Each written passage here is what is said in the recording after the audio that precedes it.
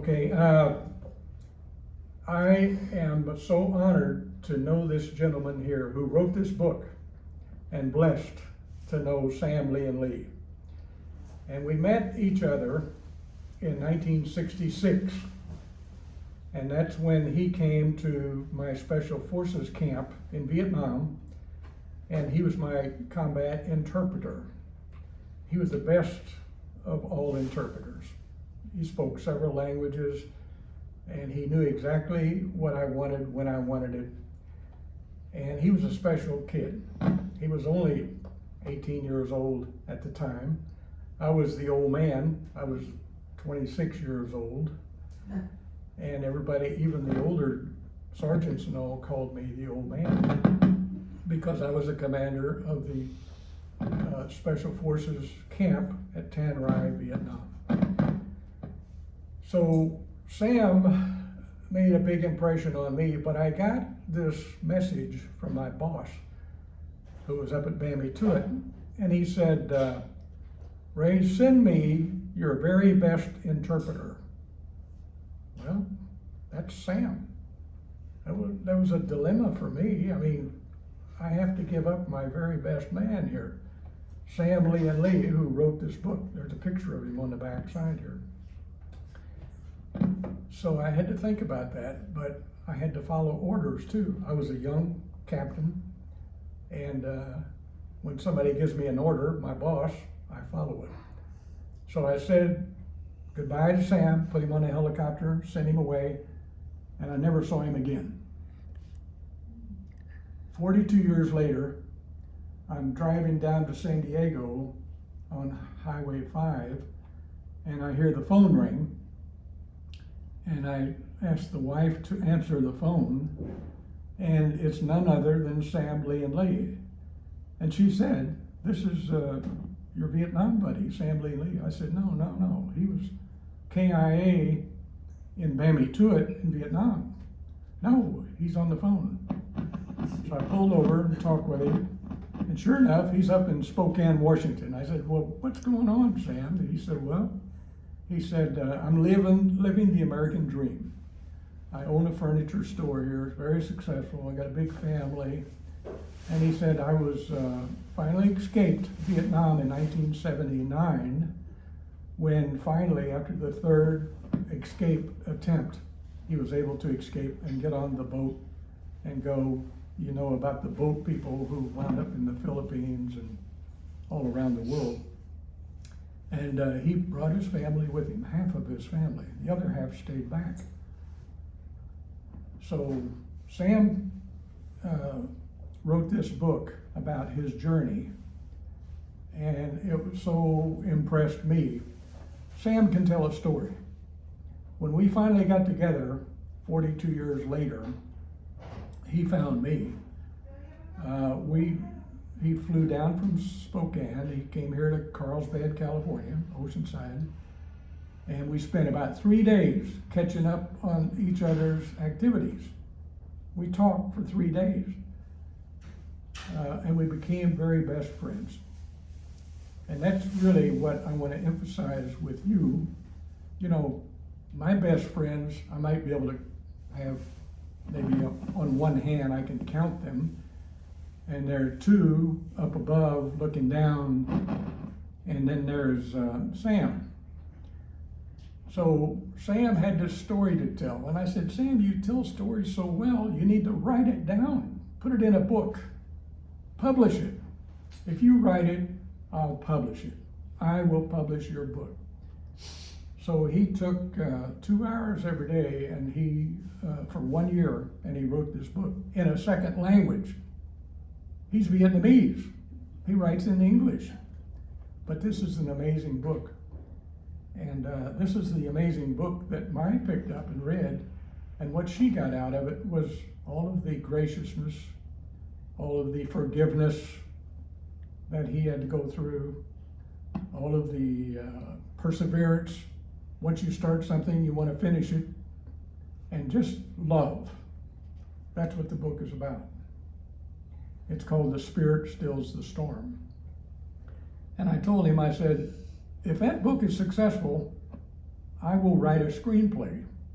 If you sell 5,000 copies, Sam, I will write a screenplay. Sure enough, the books flew off the shelf, and they were on Amazon. People would go on Amazon and buy the book, and they would write great reviews. And so I gave him my word, if you sell 5,000 copies, I will write a screenplay. So I wrote a screenplay. And that's this other book up here. It's called Heaven's Perfect Hour. And I use that, and I actually quote Ralph Waldo Emerson in here at the first part. But I took his book, Spirit Stills the Storm, and I put it into a dialogue, and that's the screenplay right here. So these are the two books that Maya brought along. And I was unable to get him to sign his book because he's up in Spokane. But if you get the book, or we leave it here, next time he's in town, we'll get him to sign the book.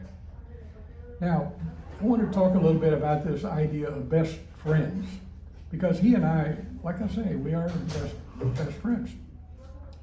And a best friend is a person who, at the end of the conversation, people will walk out on you if you have troubles, but your best friend will stay and turn back around and listen to you. And I have no doubt in my mind that Sam would do anything for me, and of course, I would do anything for him. So Maya picked up on all of that, recognizing our friendship and our similarities, our likes, but if you looked at both of it, this is the interesting thing. If we're walking down the street and I'm with Sam, and you looked at both of us, you'd think that's an unlikely friendship. That doesn't make sense. I mean, he's 5'2", I'm 6'2". He's good looking, I'm ugly. He is young, I'm the old guy. He's got black hair, I've got white hair. He's an Asian, I'm a Caucasian. He has slanted eyes, I have round eyes. I mean, when you look at us, you think, that's an unlikely friendship. But we have so much in common. And that's what friendship is. It's all the commonality that you have with your other friend. We have patriotism, forgiveness, we have empathy. We just have so much in common. We were both Toastmasters together, and we learned from each other. And I told him, when this book becomes successful, you're going to have to go around and talk about this book, so you better join Toastmasters. And he did.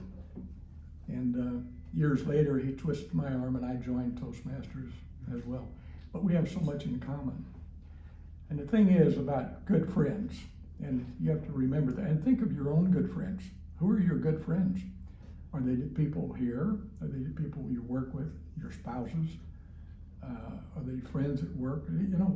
Where are your very best friends? Today, the millennials call them besties.